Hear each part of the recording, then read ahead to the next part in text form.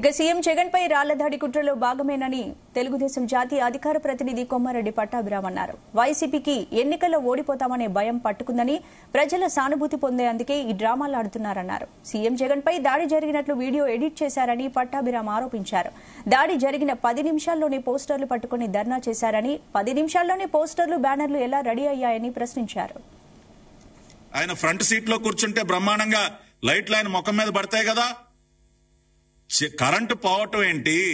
చీకట్లో ముఖ్యమంత్రి గారిని బస్సు పైన నుంచోబెట్టడం ఏంటి? ఇది మా రెండో ప్రశ్న. ఇది అనుమానాలకి తావివ్వట్లేదా? కుట్రలో భాగంగానే కరెంటు కట్ చేసి ముఖ్యమంత్రి గారిని బస్సు పైన నుంచోబెట్టారా? మా మూడో ప్రశ్న, ముఖ్యమంత్రి గారి పైన సరే కరెంటు పోయింది, చీకట్లో బస్సు పైన నుంచోబెట్టారు, ఏదో చిన్న రాయితో దాడి జరిగింది, ముఖ్యమంత్రి గారు ఆయన చేత్తో ఇట్లా ఆయన నుదుటిపైన చేయబెట్టుకుని రాయి దాడి జరిగిందని చెప్పి ఆయన అక్కడ నుంచోవటం.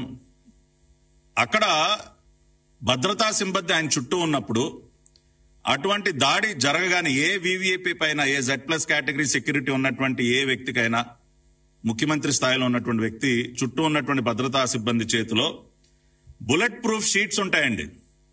మీరందరూ కూడా చూసే ఉంటారు, ఒక సూట్ కేసు లాగా పట్టుకుని తిరుగుతూ ఉంటారు పక్కన. అదే బుల్లెట్ ప్రూఫ్ షీట్. అది ఇటువంటి దాడులు ఎప్పుడైనా జరిగితే ఇమ్మీడియట్ గా దాన్ని ఓపెన్ చేసి ముఖ్యమంత్రి గారికి, ఆ వీవీఐపీకి అడ్డుగా దాన్ని పెడతారు, ఆయన్ని ప్రొటెక్ట్ చేయడం కోసం. మీరందరూ కూడా విజువల్స్ లో చాలా సార్లు గమనించి ఉంటారు, ఒక సూట్ కేసు పట్టుకుని నడుస్తూ ఉంటారు పక్కన. That is nothing but A bullet proof sheet. నిన్న ముఖ్యమంత్రి గారు భద్రతా సిబ్బంది దగ్గర కూడా ఉన్నాయే, వాటిని ఎందుకు ఓపెన్ చేయలేదండి? ఇమ్మీడియట్ గా ఎందుకు రియాక్ట్ అవ్వలేదు? ముఖ్యమంత్రి గారి పైన దాడి జరిగిన తర్వాత తక్షణమే భద్రతా సిబ్బంది ఏం చేయాలి? ఆయన చుట్టుముట్టి ఆ బుల్లెట్ ప్రూఫ్ షీట్స్ ని అడ్డుగా పెట్టాలి. అటువంటి విజువల్ ఏమన్నా చూసారా మీరు?